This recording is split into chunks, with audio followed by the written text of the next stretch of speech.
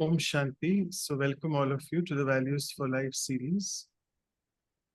ஓம் And சாந்தி. இந்த values per life சீரீஸ்ல எல்லாரையும் வரவேற்கிறோம். ஒரு நிமிட அமைதிக்கு அப்புறமா நிகழ்ச்சியை ஆரம்பிக்கலாம்.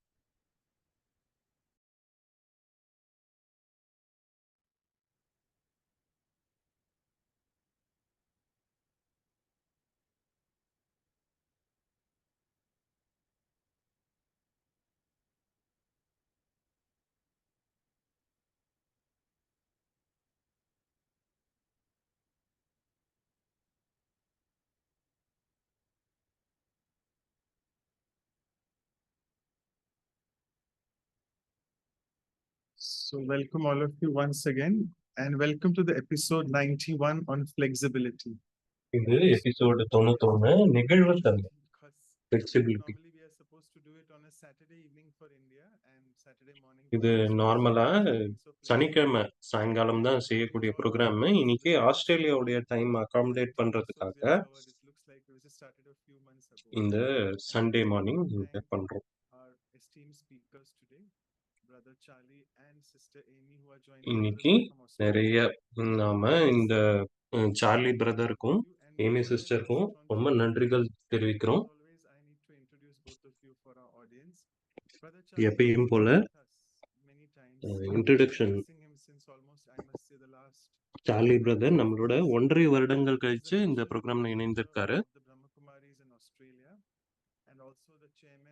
அவர் வந்து நேஷனல் கோஆர்டினேட்டரா இருக்காரு பிரம்மகுமாரிஸ் ஆஸ்திரேலியால.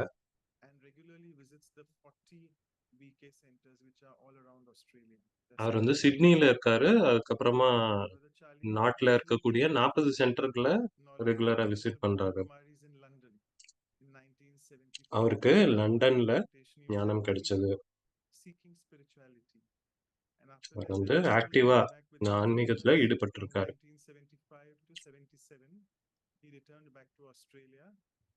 1975-77 அப்புறமா ஆஸ்திரேலியாவுக்கு ரிட்டர்ன் ஆனாரு.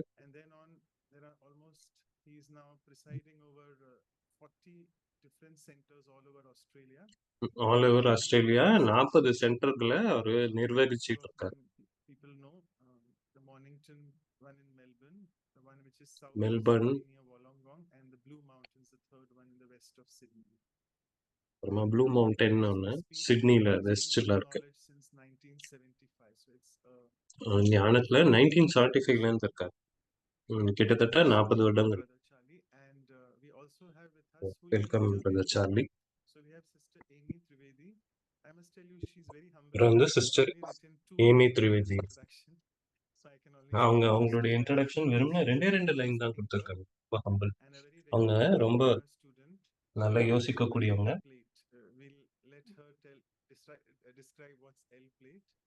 எல் பிளேட் அப்படின்றாங்க. அவங்க வந்து ஐடில வேலை செய்யறாங்க. நிறைய ப்ராஜெக்ட்ல பெரிய ஆர்கனைசேஷனுக்காக ஈடுபட்டிருக்காங்க.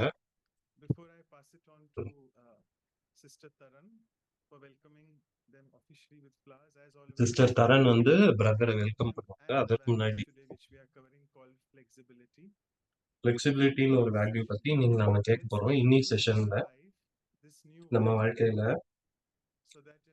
இந்த நெகிழ்வுத்தன்மையை கொண்டு வரும். அதனால நம்மளுடைய வாழ்க்கையில அஜைலாகவும் ஃபிளெக்சிபிலிட்டியும் வெறும்னா ஒரு சில ஆத்மாக்கள் தான் பிரதர் சார்லி போல அந்த நோபலா இருக்காங்க. அது அவர் மூலியமா நமக்குள்ளேயும் அந்த தன்மைகள் வருது. இந்த வாழ்க்கை தான் வந்து வாழ்வதற்கு உகந்ததாக இருக்கு. ஆன்மீகத்தை பின்பற்றும் போது சிஸ்டர் ஏமி வந்து அந்த தகுதியே தன்னுடைய வாழ்க்கையில வாழ்ந்து காட்டுறாங்க. அதனால நாம வந்து நமக்கு பொறுப்பா இருக்கணும். ஏன்னா ராஜயோகா நமக்கு இந்த மிக உயர்ந்த பண்பை கத்துக் கொடுக்குது.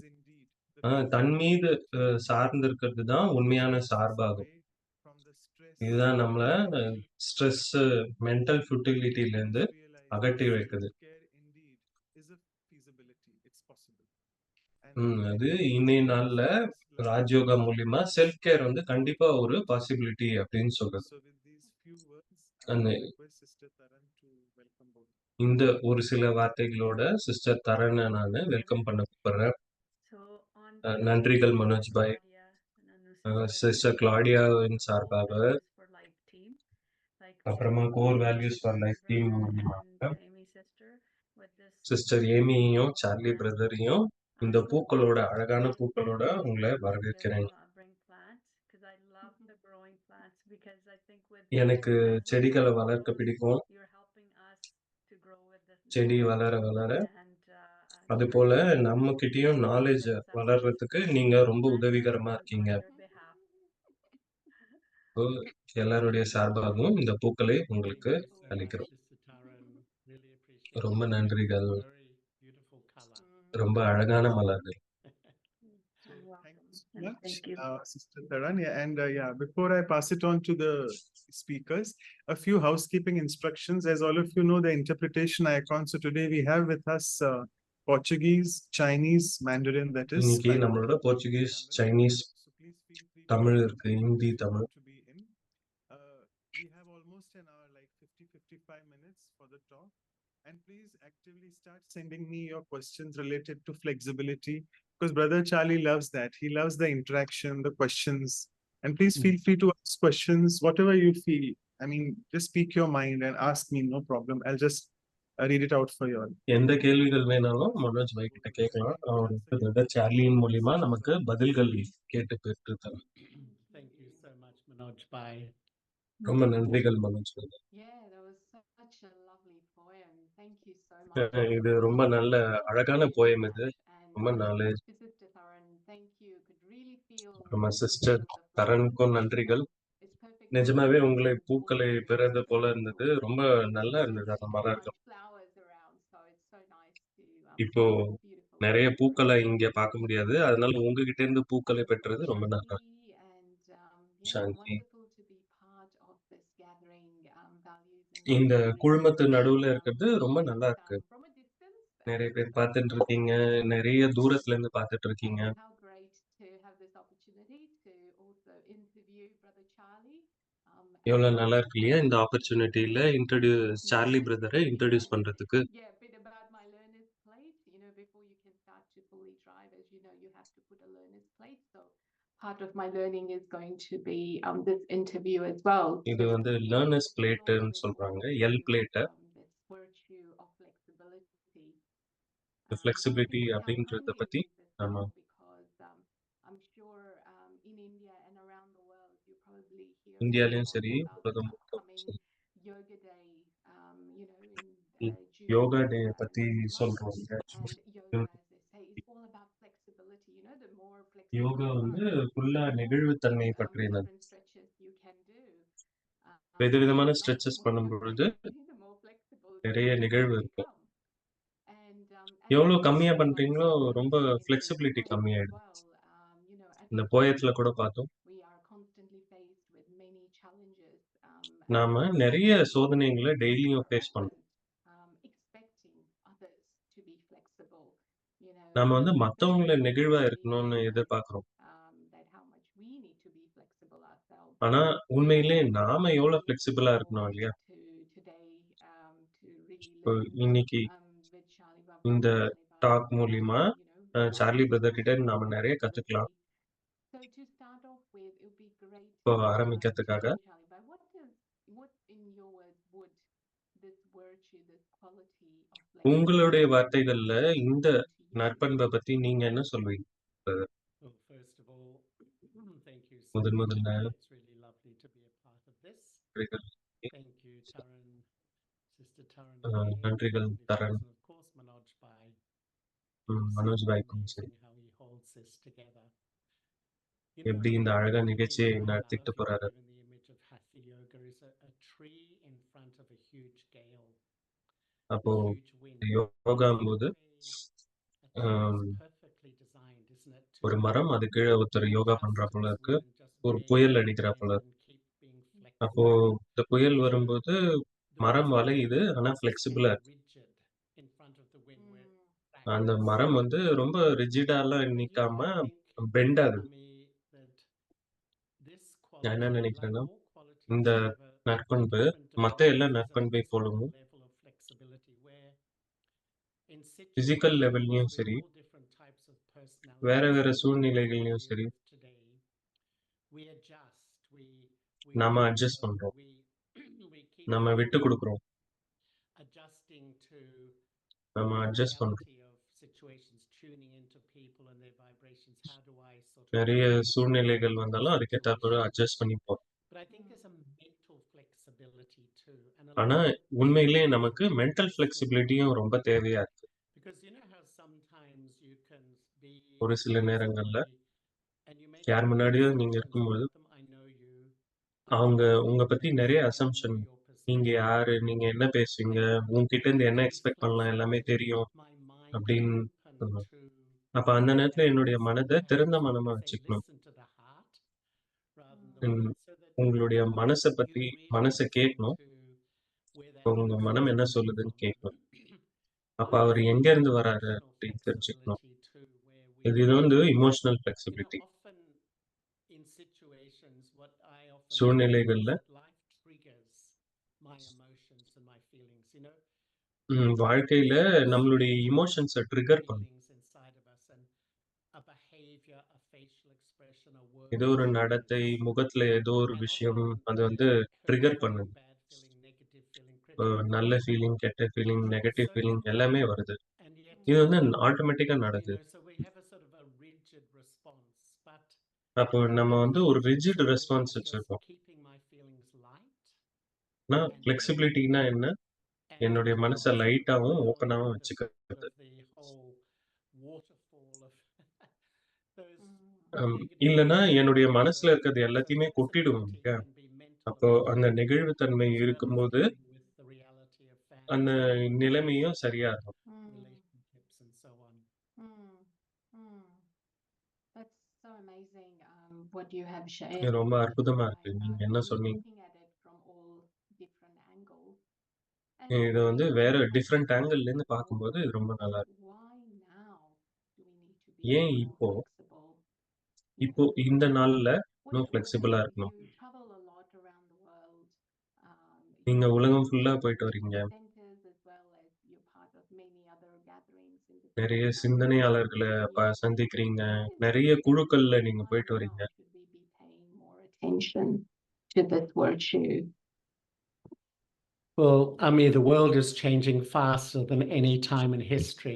இந்த உலகம் வந்து And ரொம்ப so there's வேகமா a மாறிக்கிட்டே இருக்கு. historian who believes, he says, he believes ஒரு ஹிஸ்டாரியன் வந்து there's been சொல்றாரு, more change in the last 60, 70, 80 years than the whole இந்த of 60, history 70, together. 80 வருடங்கள்ல நெறைய So மாற்றங்கள் நடக்குது. all of us are trying to deal with change எல்லாருமே in இந்த மாற்றத்தை எப்படி change in எதிர்கொள்வது our அப்படின்னு தான் career, பார்த்துட்டு change இருக்கோம். in workplaces, change in society. வேலை So செய்யும் with இடங்கள்ல technology, மாற்றம், and சமூகத்துல மாற்றம், often டெக்னாலஜில what மாற்றம். I've என்ன நடக்குதுன்னா observed அடிக்கடி in நான் என்ன myself பார்த்திருக்கேன்னா, that sometimes எனக்குள்ளே I என்ன sort of பார்க்கிறேன்னா, feel I have to adapt, I have to tolerate, you know, நான் I have to மாறணும், learn நான் the வந்து language. But I began to இந்த observe மொழியை that adapting கத்துக்கணும். or being flexible is letting go all forms of resistance. அப்ப And நெகிழ்வுத்தன்மை it's வேணும்னா this எல்லாத்தையும் in your விட்டு கொடுக்கணும். mind. You mightn't show it much on your face, but in your உங்க mind, மனசுக்குள்ளே நிறைய விஷயங்கள் resistance. ஓடுது இல்லையா? முகத்துல வேணா And நீங்க often காட்டாம இருக்கலாம். resistance is like அந்த disbelief, ரெசிஸ்டன்ஸ் வந்து மனதளவுல disbelieving, இருக்கும்போது rejection. உங்களுடைய ரிஜெக்ஷன் நீங்களே பண்ணுவீங்க. So that I think creates an amazing amount of stress and discomfort. இது வந்து internally, பெரிய because ஸ்ட்ரெஸ்ஸ உருவாக்குது I see a மனசுக்குள்ள. situation in front of me and I நான் feel ஒரு this wall of resistance situation coming up பண்ணும்போது because எனக்குள்ளேயே someone's resistance saying, நான் I don't உருவாக்குறேன். like the words, I எனக்கு don't like இவங்களுடைய it. நடத்தை பிடிக்கல, And இது so பிடிக்கல, அது that பிடிக்கல. lack of flexibility just அப்போ builds எனக்குள்ள இருக்கக்கூடிய stress. ஃப்ளெக்சிபிலிட்டி இல்லாத நிலை And வந்து எனக்கு especially in the ஸ்ட்ரெஸ்ஸ கிரியேட் West, பண்ணுது. they define stress as a lack of ability to deal with அப்போ change. ஃப்ளெக்சிபிலிட்டி இல்லாத நிலைமை வந்து lack of ability, I used to அதாவது ask அந்த myself திறன் why இல்லாத I நிலைன்னு சொல்ல sometimes முடியும். resist and sometimes quite ஏன் நான் வந்து desperately, என்ன நானே ரெசிஸ்ட் பண்ணிக்கணும்? because often it's I just can't accept how things are, the way things are. என்னால என்னையே ஏத்துக்க முடியல. I எப்படி expect விஷயங்கள் somebody இருக்குன்றத different என்னால or பார்க்க someone to முடியல. behave differently or a different எப்பயுமே way. நாம So வித்தியாசமா I ஏதோ feel எதிர்பார்க்கிறோம். அவங்க unattached எப்படி இருக்காங்களோ to அதை how things தாண்டி should be in my head, நம்ம வேற to எதையோ accept எதிர்பார்க்கிறோம் அவங்க things கிட்ட that, இருந்து. நானு and I think டிட்டாச்டா இல்லாம having ரொம்ப flexibility is அட்டாச்டா இருக்கேன். ஒரு absolutely வழியில தான், ஒரு ஆங்கிள்ல தான் பார்க்கிறேன். accepting that ஆனா thought, ஏத்துக்கும்போது, these are the people இதுதான் who இந்த are உலகம்ல going தான் to நாம இருக்கோம் be. அப்படின்னு So with ஏத்துக்கும்போது, this constant resistance, with this அப்போ இந்த expectation of ரெசிஸ்டன்ஸ் வந்து being X, கம்மியாகும். and this seems இவங்க to இப்படி be இருக்கணும், going to அவங்க அப்படி change. இருக்கணும், இந்த And I feel situation this இப்படி இருக்கணும் அப்படின்னு resistance நினைக்கும்போது, is so அந்த strong at the resistance moment. அதிகமாகுது. And when we இப்ப இந்த practice ரெசிஸ்டன்ஸ் வந்து முழு relax, உலகத்திலயும் ஜாஸ்தியா இருக்கு. essentially it really cools us down internally. அப்ப ராஜயோகா வந்து மனதை கூல் பண்ணுது. Wonderful. Thank you so much. ஆமா. Going back to the analogy you shared about this tree and the wind. நீங்க வந்து ட்ரீ, விண்ட் அந்த Wise எக்ஸாம்பிள் not சொன்னீங்க to, இல்லையா? try and resist the wind, but bend with it. And that's, இப்ப ஏன் அதை எதிர்க்கணும்? Bend பண்ணி அந்த It's காத்த named தாண்டி the வரலாம் winds இல்லையா? of change. We're mm, all நான் winds சொன்னக்கூடிய of change, and wings life of is a change powerful அப்படின்னு wind. சொல்லுவோம். And if we அப்போ stand rigid in அது flexibleness, it's சக்திசாலியா going இருக்கு. to knock me down. And அந்த unfortunately, that's not சக்திசாலியான really காத்து என்ன பண்ணும்? என்னை அடிச்சு சாய்ச்சிடும். Mm. அதுக்கு நான் இடம் that's கொடுப்பேன். so true. அது ரொம்ப Do you உண்மையா. find, Charlie, that, நிறைய you're in நேரங்கள்ல a நான் பார்க்கிறேன். situation where நீங்க ஒரு சூழ்நிலையில இருக்கீங்க. something is, what's happening is not right. And I will give you a very நடக்கிறது சரியில்ல. simple example. Say ஒரு you're சின்ன working எக்ஸாம்பிள் in a சொல்றேன். team நீங்க and ஒரு டீம்ல ஒர்க் one பண்றீங்க. person habitually comes late to, ஒரு to நபர் work. வந்து எப்பயுமே லேட்டா தான் வராரு. And you're often there thinking, okay, how long do I continue to be நீங்க flexible? நினைக்கிறீங்க எவ்வளவு நேரம் வந்து இதை நான் But ஏத்துக்கிறது? what tends to happen is the person who comes late then ends up dragging the meeting to finish.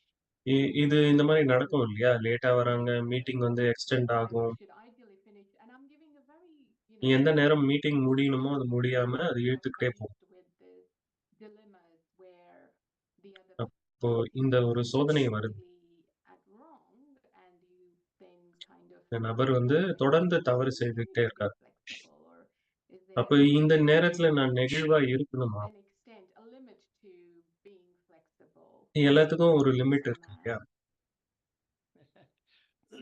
All these incredible situations of life we're all faced with. இந்த சூழ்நிலைகள் வந்து This எல்லாரையும் is ஃபேஸ் why at பண்ணுவாங்க. the beginning I feel we should அதனால always தான் be ஆரம்பத்திலேயே mentally நான் and சொன்னேன். emotionally அப்போ flexible. Mentally, And I emotionally think எப்பயுமே because ஃப்ளெக்சிபிளா if I இருக்கணும். start to build the resistance to that இப்போ person being ஆனா late, எனக்குள்ள இந்த ரெசிஸ்டன்ஸ் நான் உருவாக்கும்போது, I'll sort of feel anxious நான் தான் முதல்ல or கஷ்டப்படுறேன். maybe angry எனக்குள்ள or சஃபோகேஷன் irritated. இருக்கும். So it's almost like always I should be mentally and emotionally flexible, but அதனால நான் எப்பயுமே I mental, feel it's emotional possible ஃப்ளெக்சிபிலிட்டிய to maintain say பண்ணணும். and express myself, but it's not ஏன்னா, how நான் I வந்து என்னை express சரியான myself, and I think this விதத்துல is சொல்ல முடியும். very எப்படி சொல்றேனோ அதுதான் விஷயம். very important. What is the intent? If I say என்னுடைய and express உள்நோக்கம் என்ன? உள்ளுணர்வு என்ன? we'd really deeply appreciate that you could arrive on time. It's like a respect. உண்மையிலே நீங்க சரியான நேரத்துல வரலாம் I அப்படின்றத feel நானு சரியா சொல்ல the முடியும். law of karma is so deep. It's all about intent. So ஏன்னா if your கர்மா intent வந்து லா is ஆஃப் கர்மா வந்து aligned ரொம்ப with ஆழமானது. respect, என்னுடைய உள்நோக்கத்தின் போது தான் then மீது there's தான் a என்னுடைய little bit of கர்மங்கள் effect. அமையும். But if the intent அதனால is அதனுடைய 100% தாக்கம் இருக்கும். anger or negativity, 1% it கோபம் will இருந்தா கூட create உள்நோக்கத்துல a bad உடனே அது result. வேற மாதிரியாக வெளிப்படும் So இல்லையா? I should not resist mentally building அப்ப அதனால நானு என் மென்டலா ரெசிஸ்ட்லாம் பண்ணக்கூடாது. இந்த பிரஷர பில்டப் I பண்ணக்கூடாது. can express. ஆனா நான் சரியான விதத்துல I வெளிப்படுத்த wouldn't முடியும். express unless my intent is really clean and என்னுடைய respectful, உள்ளுணர்வு because then it கிளீனா comes இருந்தா தான் ரொம்ப most அன்போடு அந்த வார்த்தைகள் வெளியே வரும். it's when it even அது shows அவங்களால சரியா புரிஞ்சுக்கவும் முடியும். anger or resentment ஆனா or ஒரு whatever துளி is coming கோவமோ, out. ஆங்ஷியஸ்னஸோ Those இருந்ததுன்னா, words, it will not have a good effect. அது சரியான எஃபெக்ட் இருக்காது அந்த வார்த்தைக்கு. So it's like yes and no. அப்போ ஆமாவும் சொல்லலாம், இல்லன்னு சொல்லலாம். That's a wonderful strategy you've அது shared ரொம்ப with நல்ல us, ஸ்ட்ராட்டஜியா Charlie, இருக்கு. that Charlie ma'am. checking our own intent and என்னுடைய உள்நோக்கம் என்ன அப்படின்னு செக் we பண்றது. are not being resistant and therefore being flexible. நாம வந்து ரெசிஸ்டன்ட்டா இல்லன்னு நம்ம செக் பண்ணிக்குவோம். So it would be a good method to experiment and see இது ஒரு நல்ல whether method you can be experiment பண்ணி flexible, பார்க்கறதுக்கு, in this. சக்சஸ்ஃபுல்லா இருக்கிறது. Another little dilemma I often இன்னொரு find myself டைலமா இருக்கு. facing is one is where someone is wrong, which you ஒருத்தர் வந்து தவறா தான் இருக்காரு. for. But the other one that I often find also is where the other person is not flexible themselves. இன்னொருத்தர் வந்து நெகிழ்வா இல்ல, And ஃப்ளெக்சிபிளா இல்ல. you know, sometimes you kind of go, well, they're not being flexible, so why should I, you know? அவங்க ஃப்ளெக்சிபிளா இல்ல, நான் மட்டும் ஏன் ஃப்ளெக்சிபிளா What இருக்கணும் அப்படின்னு நினைக்க should தோணுது. I be reciprocating the inflexibility in my next interaction as well? அப்போ நானும் அடுத்த தொடர்புல வரும்போது, நானும் ஃப்ளெக்சிபிளா இல்லாம போகலாம் அப்படின்னு தோணுது. I mean, the world is unfortunately full of stubborn people sometimes. That's உலகத்துல நெறைய the word ஸ்டபர்னான பீப்பிள் இருக்காங்க. inflexible. Sometimes people have a very rigid இன்ஃப்ளெக்சிபிள்னா ரொம்ப ஆழமா, அழுத்தமா I இருக்காங்க. confront that with my stubborn nature. What's going to happen? அப்போ நானும் வந்து ஸ்டபர்னா இருந்தேன்னா என்ன ஆகும்? 2 பேரும் This is where I think முட்டிக்கிறோம். அதனால தான் நான் என்ன நினைக்கிறேன்னா, humility is an incredibly powerful virtue. பணிவா இருக்கிறது ரொம்ப Because சக்திசாலியான stubbornness is really a kind நற்பண்பு. of ego. I'm right. I know. ஸ்டபர்னா இருக்கிறது வந்து ஒரு ஈகோவினுடைய குழந்தை. நான் சொல்றது சரி, எனக்கு தெரியும் Sort of rigidity அப்படின்னு to நினைக்கக்கூடியது. stubbornness. அது வந்து ஒரு mental rigidity. There's no point ஸ்டபர்னா in இருக்குது. that with the same. அது வந்து எதிர்க்கிறதுல ஒரு பயனுமே இல்ல. Sometimes I think with humility and showing ஒரு சில நேரத்துல respect, பணிவு it really softens. Because I அது remember வந்து I had a job when I was வேலையை செய்து early முடிக்கும். days of practicing meditation. And my இப்போ நான் boss was meditation an practice பண்ணும்போது ex-sergeant major of the army. And he was என்னுடைய regarded boss as வந்து a ex sort of sergeant major ஆர்மியில leader, இருந்து a really big, strong, dominating ரொம்ப பெரிய personality. ஸ்ட்ராங்கான டாமினேட்டிங்கான Very பர்சன் அவரு. he was very adamant about his views. அவர் வந்து அடமெண்டா இருந்தாரு அவருடைய No other discussion basically. குறிப்புல. And everyone அதுக்கு was மாற்றே கிடையாது with அப்படின்னு a நினைச்சிட்டு very இருந்தாரு. sort of strong personality. And I was just starting my sort of journey with meditation, and I அப்பதான் நானு had மெடிடேஷன் this பண்ண ஆரம்பிச்சேன். experiment with just அப்ப நான் ஒரு சின்ன எக்ஸ்பெரிமெண்ட் showing பண்ணி him பார்த்தேன். respect. அவருக்கு மதிப்பு கொடுத்தேன். Rather than reacting.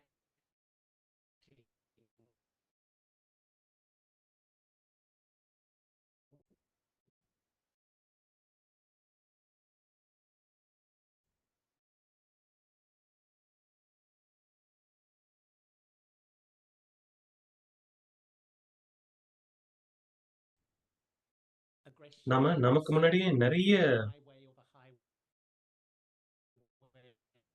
Situation that behind that rigidity is often a softness, and if you become humble, if you try not to at least stand up to that, confront that, then I think in time that facade can break down and the true person can emerge. But it, you know, it doesn't always happen, let's be honest, and it needs patience. But I think always in human relationships, humility is a very powerful weapon to diffuse aggression or stubbornness or negativity. That's wonderful. Can I explore that a little bit more? What would respect in your example? What did that look like? Was it that you then did everything the person asked you to do, or how does that translate into, you know, interaction that then, you know, gave you that success? Well, I literally practiced not seeing him as my boss or the ex-sergeant major, to see the soul. I literally looked at him as a soul, as like a brother. And I was sort of, it was an experiment to try and sort of connect with him on a different level. Because I feel the greatest respect for another is to see them as their true self, as the soul, not the facade. Because all the facades are built to cover up vulnerabilities and sensitivities. And when we take off that facade and you can connect with the real person. So I think often respect and humility allows people to, you know, step back from the facade that I often build in a society which is unfriendly, unkind, and aggressive. People build facades to manage all the stuff that we have to deal with. That is so amazing, what you have shared. So it's, you know, because often like you think that the way to win people's heart is to be, you know, always agree with them, or, you know, always be kind to them. But what you have shared is a new perspective, a really a new lens to look at it, is with that soul conscious awareness. That's, yeah, very. You know, I mean, I think once when I was in South Africa, I was there when Nelson Mandela was made the president of South Africa, and it had been such a country in turmoil. And yet, all the different parties, which was the racial groups, which they would call the blacks, the whites, the Indians, or the coloreds, there'd been so much conflict. And yet Nelson Mandela respected everyone. And he even respected his enemies. And what I really learned is the most powerful thing to do to someone opposing you is to respect them. Almost human nature is to oppose them the same way. So it's two bulls that are knocking heads together. But he actually respected even the people who jailed him, and he won them over. He absolutely won them over, but it has to be genuine. He even learned things, even though they jailed him for 27 years and put him in solitary confinement. But he just didn't have hatred, which polarizes. He actually even respected some of their personalities and so on. It's the most powerful thing to change a dynamic in a relationship or someone opposing you or even whatever is to give them respect. And somehow that shifts their response to you. Now I'm even more curious, because you brought in another dimension to it, is enemy, you know, where they have either caused you harm or hurt, or, you know, done something really wrong. So I get the idea that you shared earlier, with the example of your boss looking at it as a soul. But then what more, or what do you suggest, you know, that involves in still having the respect, maintaining that vision of respect towards someone, you know, who has caused harm and hurt, and you know, where, yeah, there's a lot of dislike. So how do you shift that to respect? Yeah. Or what does that entail as respect? Can you give us an example or strategy of how we can, yeah, cultivate that respect in those circumstances? You know, let's be real. They are challenging circumstances. There's no doubt. But, you know, I think when this whole show is around spirituality and the power of spirituality and virtues in practical life. And one of the things I've found, one of the most important things for me on this journey has been learn the value of detachment.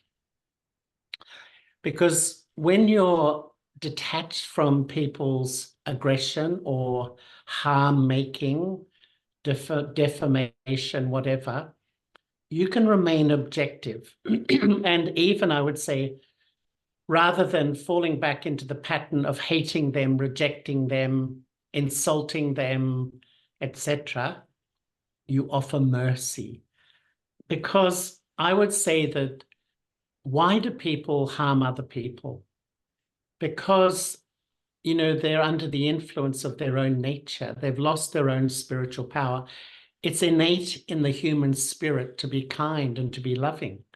And if I'm not kind and loving, I've come under the influence of my own ego and negativity and fear often. And that's why often the sort of the personality that's shown to the world can be so aggressive. But it's like dogs. Dogs are aggressive because they're afraid. Human beings are the same. They're fearful. And so that aggression or that harm making can come out.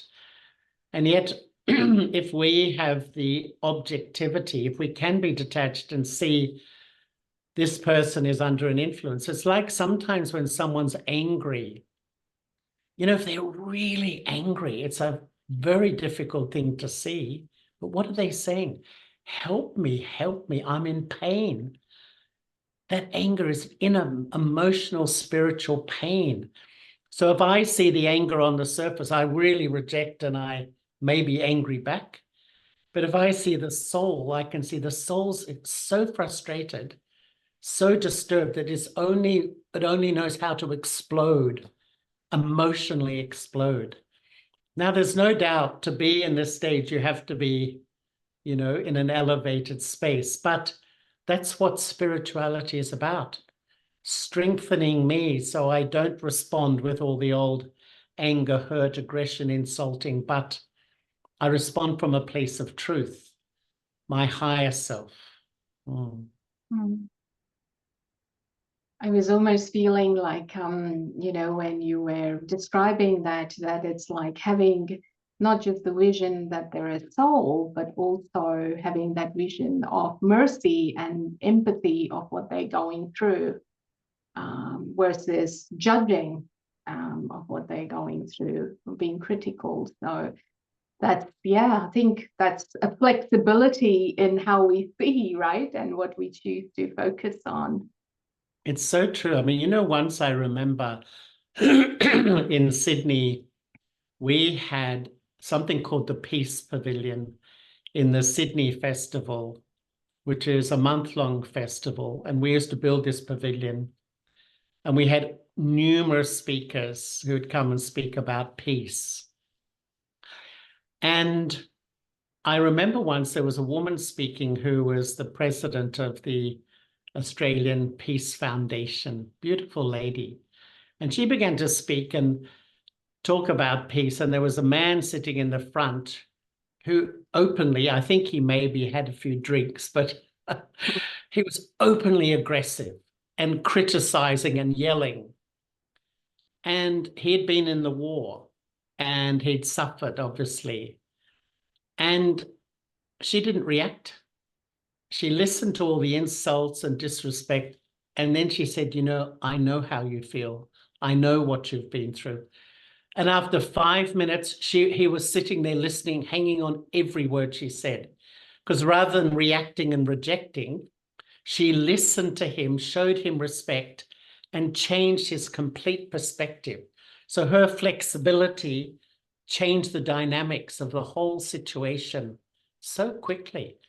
It was an amazing scene, that how powerful flexibility, humility, listening skills can be.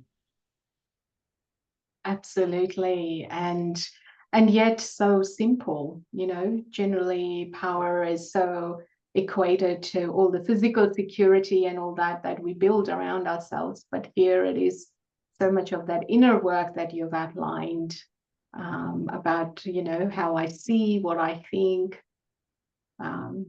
So I'm really enjoying listening to this conversation, and I'm feeling like I fully agree with you.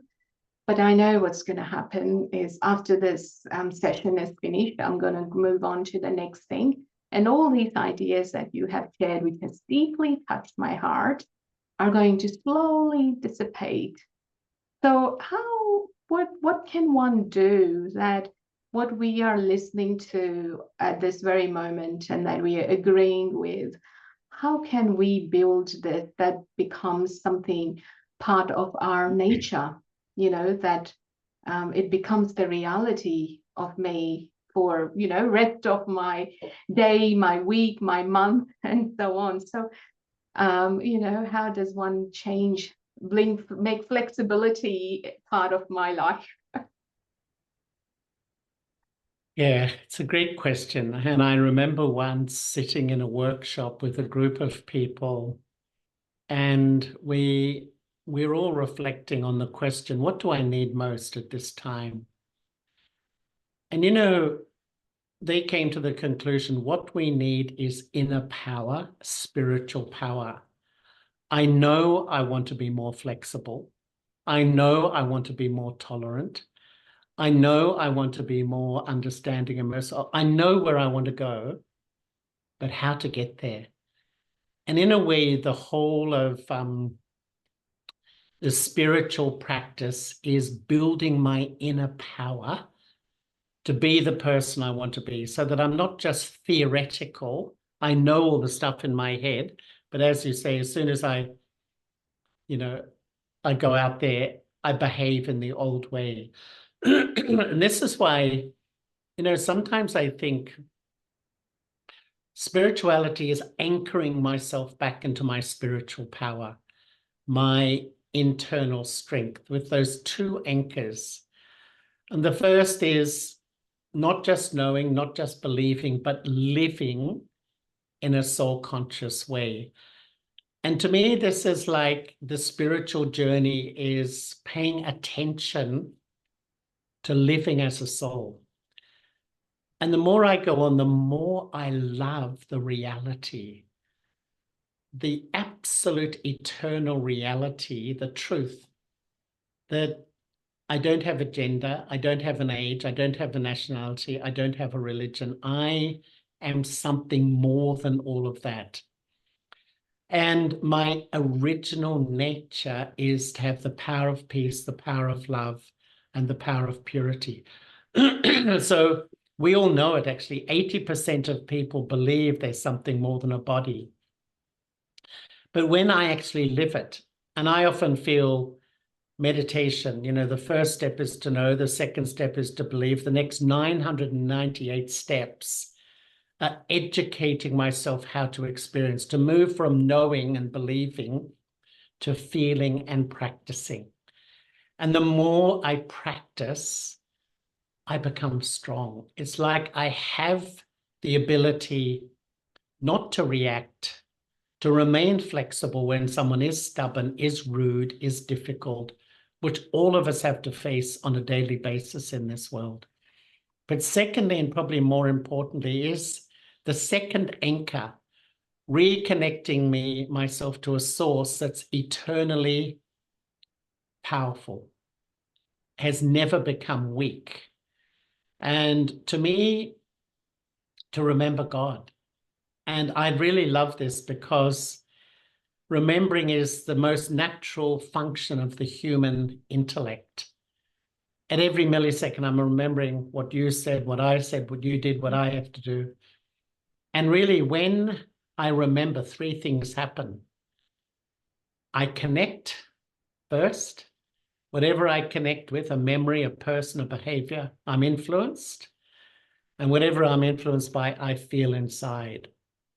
So wherever my mind is connecting to the past, connecting to a behavior, connecting to a situation, connecting to a memory of sorrow, a memory of sadness, a behavior that hurt me, what happens? I'm influenced by that. And all we're learning here is to live in this world and remember that which will empower me rather than disempower me. So when I remember who I am and who God is, I'm empowered. It's like my power reserves are going up. As soon as I connect into that memory that was horrible and terrible, I disempower. As soon as I connect into that behavior, someone who is rude or insulting, I disempower. And it's almost like having the wisdom that I am living in this challenging world, but the more I remember, I step back into my power. And when I'm in my power, I can adjust to people. I have my self-respect. Okay, if they have an opinion that I don't agree with, that's fine. If they behave in their way, that's okay. I can be flexible. I'm not going to take sorrow. I'm not going to react. I'm not going to be disturbed by. So it empowers me to tolerate, be flexible, to adjust, to adapt, etc. And that's what spirituality is. And I think why Manoj began this series, as far as I'm aware, is that to remind us that actually all these qualities, flexibility, all these things are my original nature. I don't have to try to become something. It's almost like the more I know who I am, they automatically re-emerge in a natural way.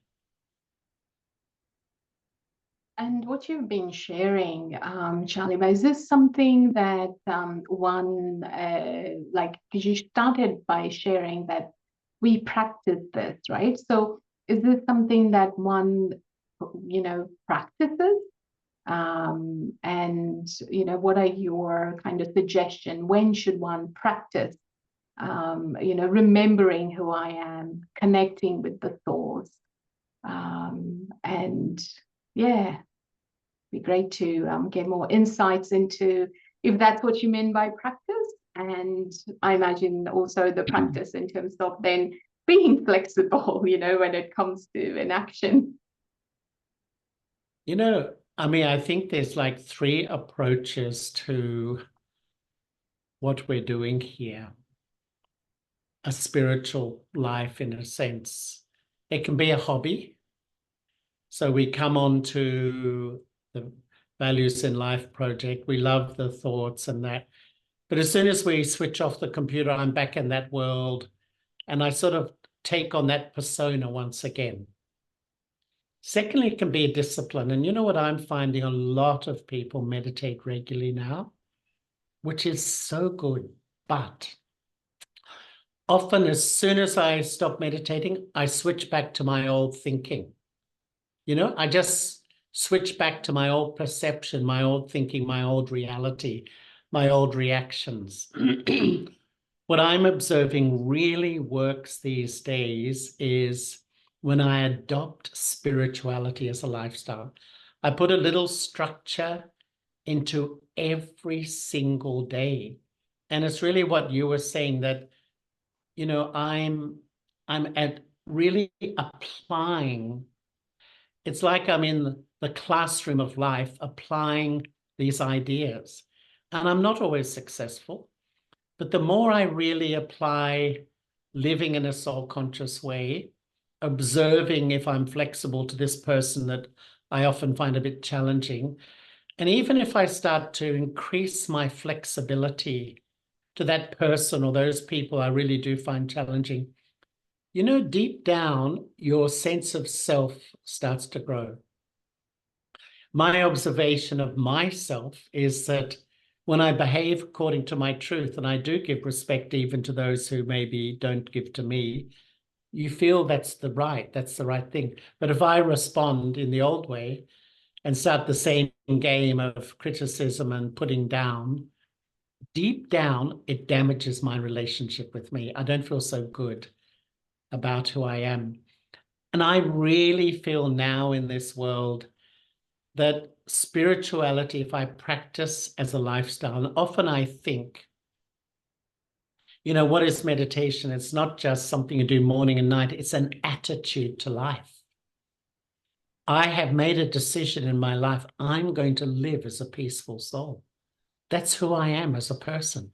Whether it's in my family, whether it's in the workplace, whether it's in any situation in life with friends, whatever, I am going to live according to my truth. And the more I practice, this is my own experience, the more you move from the theory to the reality. Because I think we live in a world with so many theories. There must be billions of self-help books out there, billions. There's that many theories. But what I love here is we really try to practice on a daily basis, and that gives you your self-respect and power back. Not just books nowadays, Charlie. By the new thing is ChatGPT. You can ask a question and it would have reference thousands of books and give you a one-line answer. So knowledge is now at everyone's fingertips. But it's I think what you really emphasized is this aspect of practice. And what I'm understanding, what you're sharing also is practicing the soul consciousness and also connecting to the source to get power. I'm keen to learn a little bit more on that, because I also find in this journey of, practicing this vision, this really high attitude and bringing it in my interaction, you often experience a lot of hurt, when you get, exposed to situations where you're criticized, or things happen that you don't think are correct. At that time, the soul feels really weak. So how can one continue to, not be lost in its own sadness and sorrow, and be in a state where it can continue to be flexible, continue to be accommodative? I mean, in a way, in this world, we're so intellectually equipped. We're so sharp, so razor sharp, intelligent. But sometimes we're so emotionally ill-equipped, so that I feel often emotionally we're on empty, or spiritually there's a vacuum. And so to fill that vacuum, the mind has become like a vacuum cleaner, so to speak. So if you give me love, if you give me respect, if you give me cooperation, I absorb it all. But if you insult me, I absorb that. If you criticize me, I absorb that. And then I blame you. And this is the culture of today, being a victim and blaming, being a victim. And it's the absolute culture of family life and workplace at the moment. And, what we learn here spiritually is, to really fill myself up. And I had a little saying for myself for many years, that only my ego accepts sorrow. If I'm being hurt, upset, the false self is ruling my inner system. I'm under a deception. Because when I'm soul-conscious, I don't take sorrow from others. But it's not that I force myself, it's a natural thing. Because when you're full, you don't need anything really. But when you're empty, you're so needy of love and respect and acknowledgement and all that stuff. If I don't get it, I feel hurt and angry. But the more you fill up from knowing the self and knowing God, and you feel full, then it's almost like a natural consequence, the addiction. And often I put it like that because I often feel we have a PhD in taking sorrow, We're experts at being affected. But the more I build back my inner power and I have self-respect, I can be flexible. With any personality or any situation, I adjust. And that ability to adjust softens the consequences of so many things, even nullifies the consequences, even changes them into positive. What was sometimes so negative. The power of humility and the power of self-respect just is amazing. But that's the journey, to just step back into that place of self-empowerment, which is rebuilding my inner spirituality.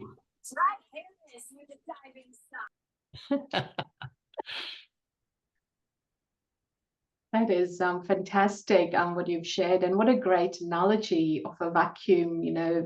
What came to my mind was a vacuum cleaner, which we generally use to clean up all the dust and rubbish and suck that in. So, like you said, when we are taking, things from outside, that's like sucking in the rubbish inside. So, yeah, it's fantastic. I'm a little bit keen to, you touched on it slightly, connecting to God, knowing God. I want to learn a little bit more from you on this aspect. Is what exactly do we do with that? Like, how does one, connect and draw the power? So, that I'm used to having that, not the vacuum sucking we're doing, but really bathing in that. So, yeah, how does that work? Can you enlighten us on that a little bit more? A little bit, maybe taking a little bit further the remembering analogies. That actually, I find these days, if you invite people to meditate, a lot of people yearn to meditate and have such a pure intent, but really find it too difficult and internally feel I'm a bit of a failure as a meditator because my mind wanders all over the shop. And I sit there and I find I start to dwell on this, dwell on that, a memory from today, etc. And what I love about remembering God is that, firstly, it's natural. I'm not trying to meditate. Meditation implies I'm sort of trying to elevate my consciousness. And if I don't feel I've sort of in a completely different space, I feel I'm not doing it properly. But remembering is natural. And fundamentally, it's that simple. What is the destination of my remembering? What do I plug into? And if I plug into a past memory, a difficult relationship, an anxiety about something that's going to happen, as soon as I plug in, I'm influenced by that and I feel peaceless, disturbed, unhappy, uncomfortable. But if I plug into the Supreme Soul, a soul that is never influenced, a soul that retains truth, but it's not a concept, it's not a belief, it's not an intellectual idea, I'm actually connecting, remembering a living, pulsating, aware, conscious being. But the challenge, a being that does not have sense organs like you or me. You and I are having a conversation. You're speaking, I'm speaking, you're listening, I'm listening. We're connecting through our sense organs. This relationship is totally as real, but it's like with a soul without sense organs. So how do I remember? And once I have knowledge, and I'm remembering a being that loves me, a being that accepts me, a being that respects me, and it's real. I'm actually connecting. Because, you know, when you remember a family member you're close to, as soon as you connect, you feel comfortable inside. If you remember a family member that you're having a difficult relationship with, as soon as you remember, you feel uncomfortable inside. And so it's almost that simple, that the more I remember, the more I'm connected to that positive plug-in, so to speak. I'm plugging into a positive, loving, accepting being. It's almost like automatically I feel with power, peace. I just fill up. And it's almost like the challenge is to live my life remembering as much that being as I go about my life. And that's fundamentally the heart and soul of a spiritual practice these days. If I keep remembering the past and people and behaviors and insults, I'm going to be in a very low state, because that will hurt. That will just influence me. But if I remember the ocean of love, peace, power, happiness, that will influence me. And that's almost like, to me, it's paying attention to what I remember. It's that simple. And that's what I try to do. And when I notice my mind remembering something which is not so sweet or is negative, I try to tweak it instantly rather than dwell on it. Because for some reason we have attraction to remembering, thinking about the negative things, how people have hurt me or disrespected me or insulted me.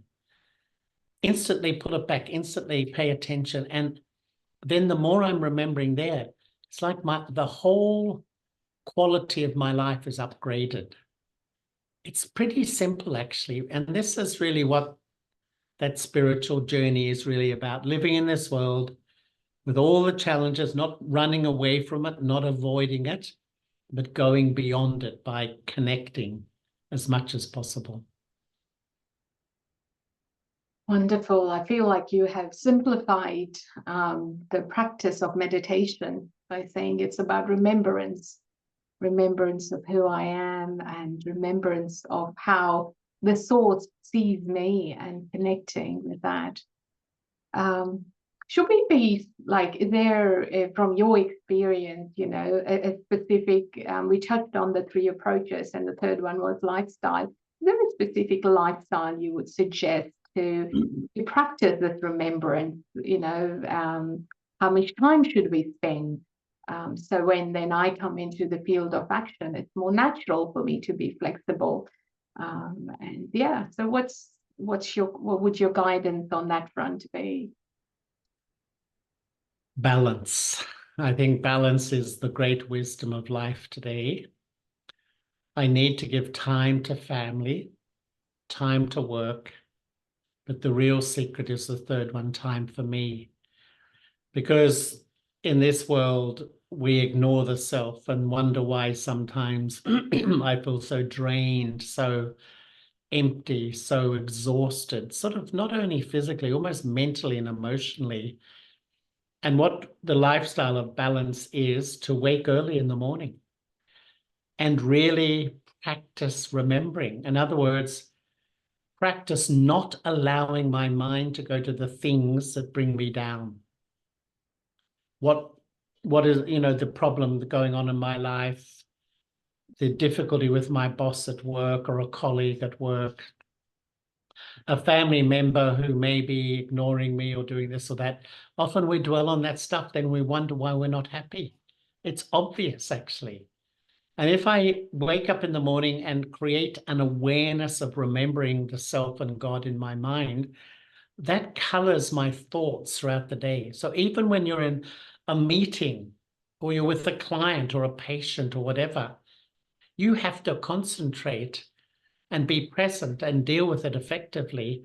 But because you've done the work in the morning, the thoughts that are coming out of that deep awareness of love for the self and God, they're healthy thoughts. So they just keep empowering me throughout the day, even when I have to totally focus on a situation or responsibility with whatever is my work or my responsibility in the family. What I love about, for me, what the Brahma Kumaris are teaching is that it integrates my spiritual life with my worldly life, so to speak. Sometimes there's a separation, Some people feel either I'm spiritual and I lock the door and lock out the world and I can relax. But here, we try to go deep in my spirituality and then bring it into each corner of my life. Now, that takes practice. There's no doubt. It takes practice, and sometimes we fail. Things upset me, things affect me. But if we every day keep practicing, we actually get stronger and stronger and stronger. And the stronger we get, the more flexible I am with everything that comes in front of me. The weaker I feel, that's when I can only respond with rigidity and rejection and stubbornness because I feel threatened. When I'm in my self-respect, I don't feel threatened by different behaviors, different attitudes, different whatever, cultures, lifestyles, thinking. Yeah, people can think differently from me. They have every right. I can be totally flexible. Thank you so much, Ali Bhai, for sharing these gems with us today. Going back to the analogy that we started this conversation with, that of a tree, I think you've taken us the full circle to show us how we can be that strong tree that can, grow high and look up and take that sunlight from that spiritual sun, God, and the importance of giving, good nutrition, of good thoughts, and the daily water of good thoughts, so I can weather the many storms that we continue to face each day. And for me, I think what's going to really stay is the remembrance and finding that balance and creating that time each morning to remember what you have shared today, and remembering also who I am, and maintaining that vision of being flexible in my thoughts and in my interaction. So thank you so much, and now I will hand over to Brother Manoj. Thank you, Ami. Really appreciate. So thank you so much, both of you, for this very inspiring conversation, but quite a few thought-provoking questions. I think the first one I would want you to answer, Brother Charlie, is you spoke about balance. So a few questions in the chat box are related to that can I be flexible with my routine? Of course, you can be flexible, but I think we need to really strike a balance between flexibility and determination. So I want you to throw light on this aspect, that when I'm dealing with other people, I need to be flexible with their sanskars so that I don't have a personality crash with them. But with me, with myself, I need to be persistent and determined, not rigid. Rigid is a very strong word. So do you want to tell us how to have this balance between flexibility in what things and determination in what things with the self? Yes, I think, you know, we need both, don't we? I think we need to be flexible with people and situations, but determined to maintain that open mind and that sort of flexibility with the different natures of people, because you know, we need that inner strength or that determination to maintain my flexibility, because the main question, I would say, Manoj Bhai, that we're asked all over the world in all our centers is how to deal with difficult people. I mean, people just, if you open most people, the conversation in their head, there's so many conversations about all the difficult people and how people are making my life really challenging. And this is where I have to have the flexibility with them, but the determination not to fall back into the old patterns of, oh, they're such negative people, they're such difficult people, they're this, they're that, the labeling, because all those thoughts make me weak, actually. And so everything has a flip side to it, doesn't it? This determination that I need to have a focus in my own journey and have the strength to keep to that, to maintain that focus, and at the same time being flexible with everything around me. And sometimes even being flexible with myself, in a sense that if I do react wrongly in a situation, the emotion does get the better of me, be a bit easy, be a bit flexible, say, okay, not punishing of myself, but say, okay, I'm going to learn from that and move on quickly, rather than squandering and starting regretting and feeling guilty and feeling heavy, you know, in that way, to be a bit flexible too, rather than heavy-handed and rigid with myself. So, you know, wisdom is actually knowing when I need to be flexible with people and the self, and when I need to be determined with the self especially. Determination is the spiritual side, but when determination takes on the, so we say, the body conscious side, it becomes rigidity and stubbornness. And some people just say, oh, I'm just determined, but actually it can be a real stubbornness. And that stubbornness never works in my experience. Yes, absolutely. Therefore, stubbornness is not a value. It's Okay. certainly not, but determination is. And there's a fine line between the two. You know, determination can sometimes become stubbornness. I become too stubborn.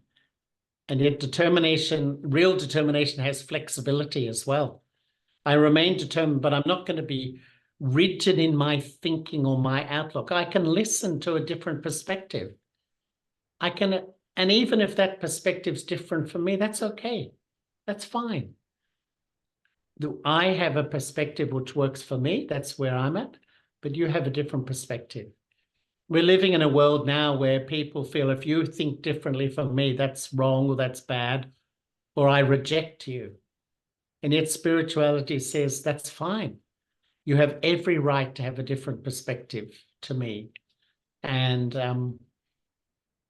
yet sometimes we find even religious people can be, you know, we have a love for God, and yet still we can be very intolerant, which is interesting. You know, to me, that's, you know, when it's more just about faith, which can create rigidity, rather than practice, which creates flexibility. Sure, wonderful. So if we speak about flexibility, Hatha Yoga, that the yoga exercises, all that comes into the being. So if you speak at it, I mean, if you look at it from the perspective of physical body, physiotherapy, So we always get these two terms very commonly associated with flexibility, endurance and strength. So if you look at it from the perspective of mental flexibility, everything related to the mind. So what is endurance for the mind and strength of the mind? You spoke about the powers of the mind, but do you want to elaborate how to develop the strength of the mind and the endurance of the mind? The strength of the mind for me is I don't resort to negativity. And in this world, the media, everything, it's all about criticism, bringing people down, being, every way you look, sometimes it's all about resorting to a negative outlook or criticism. A strong mind can live in this world and see good in others and see good. You can see the whole picture, but it's like a decision that I'm going to see the value of others. To me, this is the most powerful thing of a leader. If a leader sees value in those they're responsible for, even though everyone has weakness, but I choose to see the value, they're incredibly powerful leaders and empowering leaders. And so I think to be, really have a strong mind in this way is so important, to see the good, be positive. And I'm sorry, Manoj, what was the other thing? Yeah, the other is endurance of the mind. Endurance. Yeah. I find love creates endurance.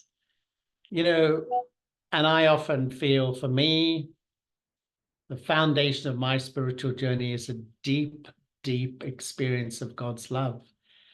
And that gives you the power to face anything and the power to endure.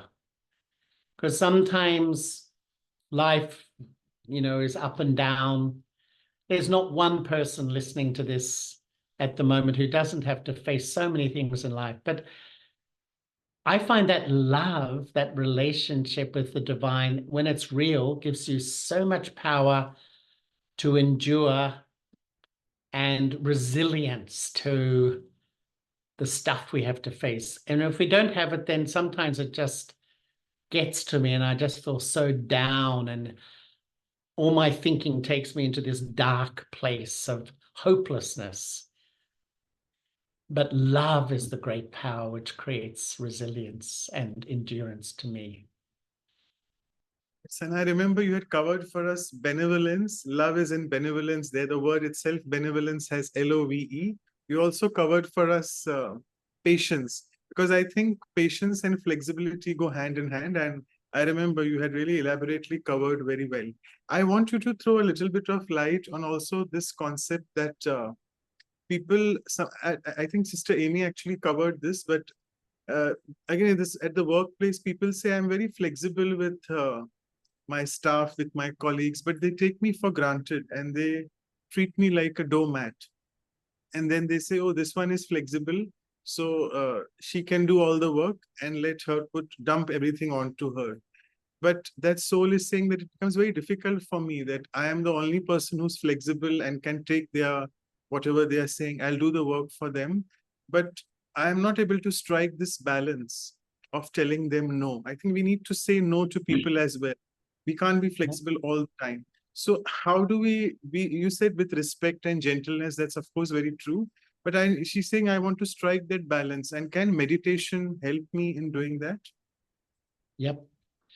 I think most of us are people pleasers because we lack self-respect. When I please others, they respect me, they value me, and that's the culture of today. We become people pleasers, but spirituality, a lot of people think makes you a bit of a doormat, a bit weak. Just please, not at all.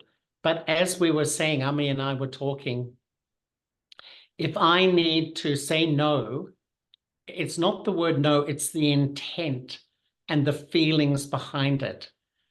Now, if the intent is love and respect, it'll be taken well.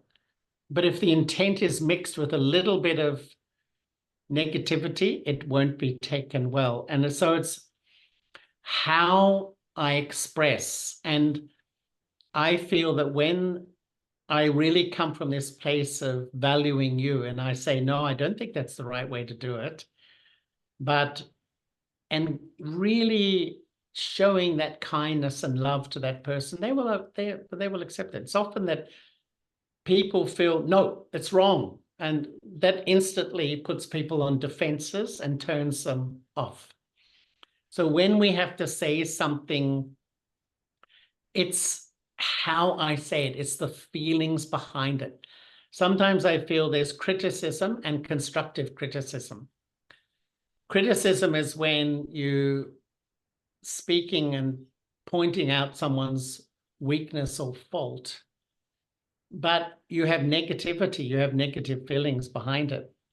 But constructive criticism, when you really love somebody and they know you love them, you value them, so they listen to it as almost a support. You're supporting them in their work or their whatever.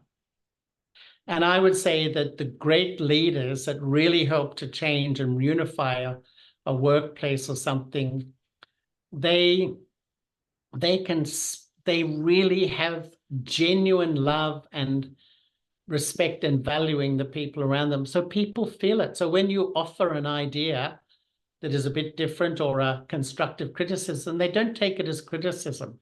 They take it as, it's all about the intent. Is the intent with love and respect, or the intent with hurt and a little bit of anger and negativity? Will always do damage. When the intent is really coming out of that true place, people feel support. Intent matters behind everything. And Yeah. another brother is asking, he's recently started going to the Raj Yoga Meditation Center, and he's telling me why it's a put off. I'll explain you in short. He's saying that whenever there's any problem, I go to the center and I tell the instrument over there that that problem, and she says, oh, be soul conscious, forget. So he says that it's so difficult to be soul conscious, and it's a big put off when she tells me like that. And I want to ask you this question, because you have been practicing Raj Yoga, and the essence of Raj Yoga is being soul conscious since 40 years, more than 40 years now. So it's easier said than done. I know it's not very easy to be soul conscious 24/7, but few practical tips for this brother, that because he's saying, when I want to meditate, it becomes a put off. Then I don't want to meditate because I feel it's so difficult. Let's just leave it and go and do some other things which are more productive. So how do I make my meditation more productive? I think that's the question I would ask. And try to practice soul conscious more naturally rather than bind it and make it so difficult. Well, that's another huge conversation, actually. But, in one way, the sister is right, but it's so simplistic, that answer. Because in soul consciousness, it's almost like what I'm doing is stepping back into a place of self-value. I'm taking back the authority of my inner world. I'm gently, through realizing the self, connecting with God, this practice of remembrance, sort of healing myself deeply. And problems will come to us. And our habit is to be emotional. We get very emotional. We take on sorrow and hurt so easily. But what we learn here is to be knowledgeful. So to observe that nothing happens for a reason. And I'm now on a journey to heal. So I can react and get disturbed and emotional because what people did wasn't correct. Or I can look at it in a bigger picture. So I start to frame it differently, that actually we're at a time where everyone is under the influence of their own nature. There's so much negativity in the world. People feel so hurt and angry. So I contextualize so that I don't overreact. And then I begin to sort of think, well, the reality is he's a soul under the influence of his karmic story. And I'm a soul too, that I'm carrying my karmic story too. I can react and get hurt, but no, now I choose not to. And so I sort of contextualize it with wisdom rather than just letting the emotions come. This is the journey, this journey into soul consciousness. And there's hundreds and hundreds of aspects of creating a soul conscious state. Fundamentally, it's rebuilding my inner strength and my inner power by knowing and living in a relationship with God. But perhaps he's just feeling that it's too simplistic. And maybe there's someone at the center who you can engage with more deeply about your practice, what you're facing, and how to actually use different aspects of the knowledge to deal with all the multifold challenging situations of this world. The main thing, though, never, ever give up, really, because this takes me back to my truth. And I would, there are challenges, and maybe even, sometimes we want advice, but it's not the correct advice that's going to really help me. But even be patient with that, and maybe find somebody whom you can really relate to, who's going to give you advice that is going to work for you personally, while maintaining respect for everybody, including the center person that you've been talking to. Wonderful. I'm afraid the time is coming to a close for questions, but I'll take this last question in the interest of time. It's a very interesting question, and it's very practical. That I love meditation. I want to get up at 4 a.m. in the morning, but I can't get up. I get up at around 5:30, 6 a.m. But once I get up, I really enjoy my meditation at that point of time when I'm doing, and I really feel very good. So am I committing a sin or a crime by not getting up at 4 a.m.? Of course not.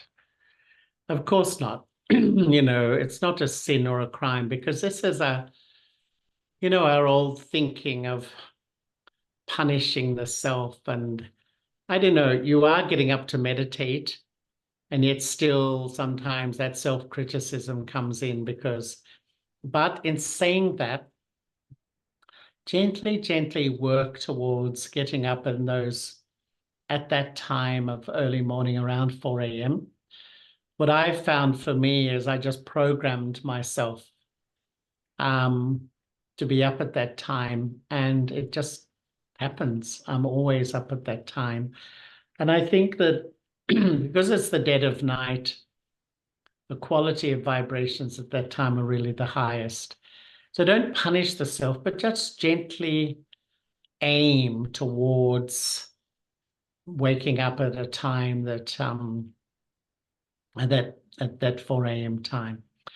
I feel that religion teaches us this sort of self-punishment and guilt and shame and all that sort of stuff. They don't do it intentionally, but it's sort of that's the effect. But spirituality says, have this high determination. And if you're not getting there quite yet, be gentle and kind to yourself. And just keep aiming, and you will get there. You will definitely get there, but it may take a while. And don't overreact or punish yourself if you don't wake up at the right time. So never give up and be gentle with yourself. Yeah, that's the takeaway point. Thank you so much. Yeah. Absolutely. So now I would invite one of our very younger brothers, who's the IT brother with us. I'll request Brother Nikhil to propose the vote of thanks to you. Thank you, Brother Nikhil. Over to you.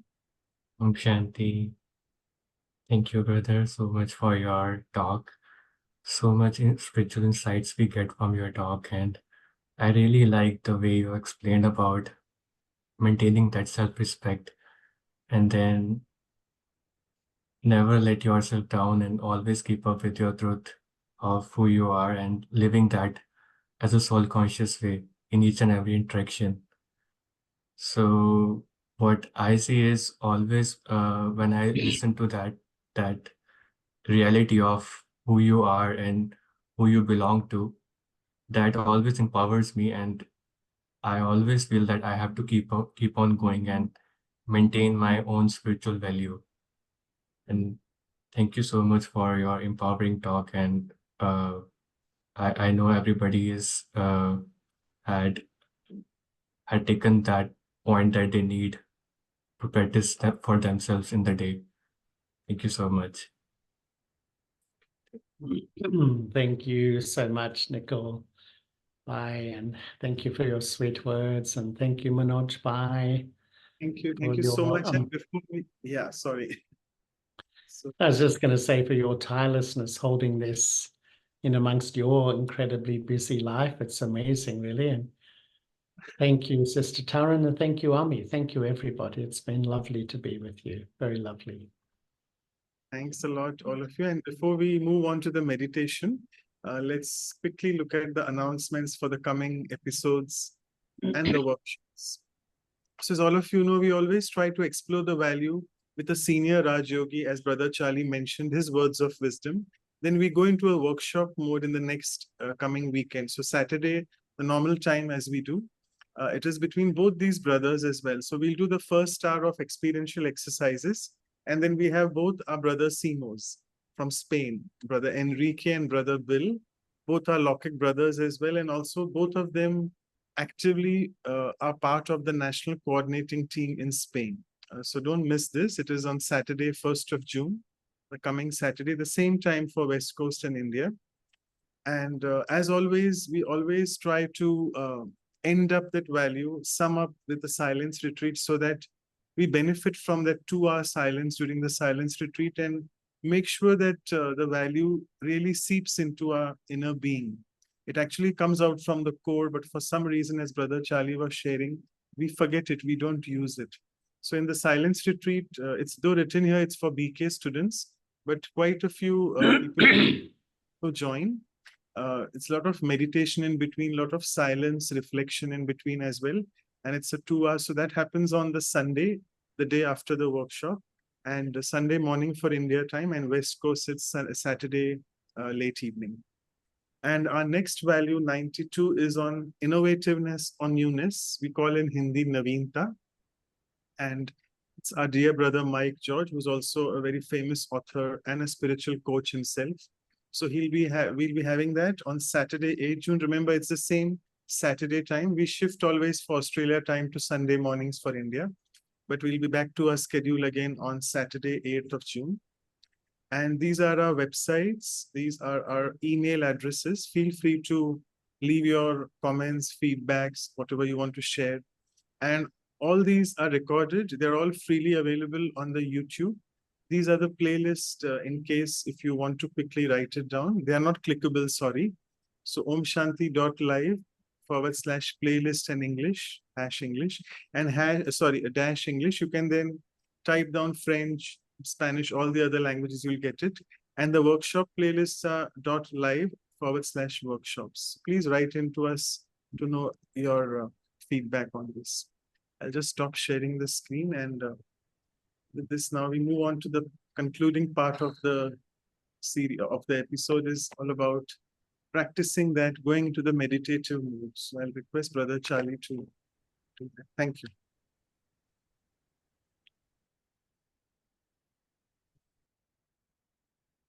For these final few minutes, let us put down devices and sit with gentle determination. Let me ask my heart, am I flexible? Do I adjust to the changing scenes of life?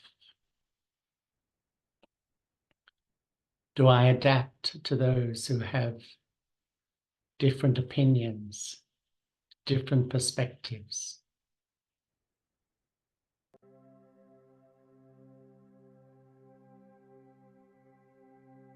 And when I really look at my reactions, maybe sometimes I'm a little bit rigid, stubborn, inflexible.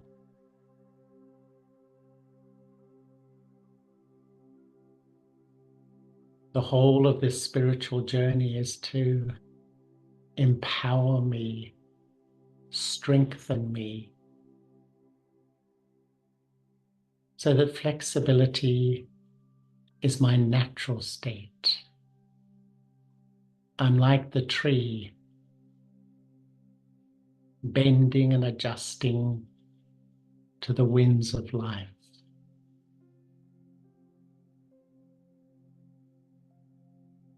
to take back my inner power, visualize the eternal self. I, the minute conscious star, sitting in the front of the brain, in the center of the forehead. Just let go, step back, withdraw, and sit lightly in the forehead, beyond all the limitations of the body.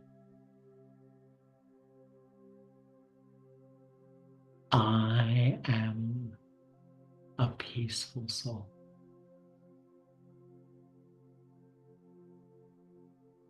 And in this state, let me remember the form and qualities of the divine. A radiant jewel, an unlimited ocean of peace, love, and power. As I connect, as I'm influenced by this peace and love and power,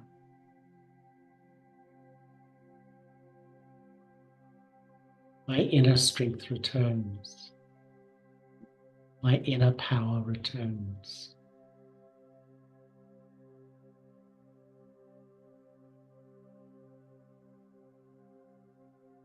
And the great gift of self-respect returns. And when I know and who I am and live in my self-value, it's natural to be flexible, to adjust to all the change that's happening in life. Because internally, I'm stable. Internally, I know who I am. Internally, I know who I belong to. And this foundation of strength makes me like the tree. I bend, adjust, adapt. It does not mean I'm weak. I can express, but I express with great love and respect.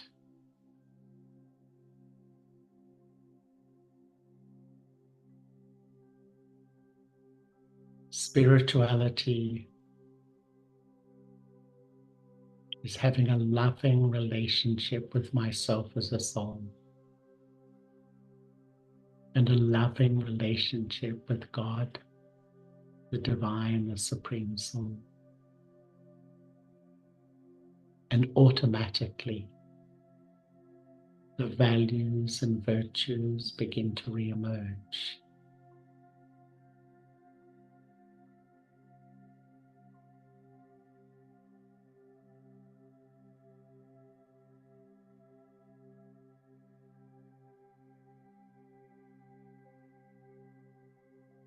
Om Shanti.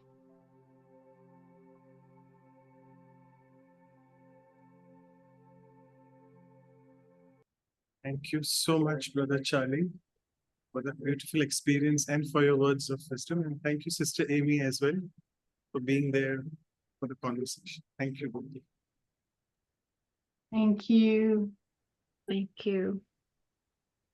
Thank you so much, everyone.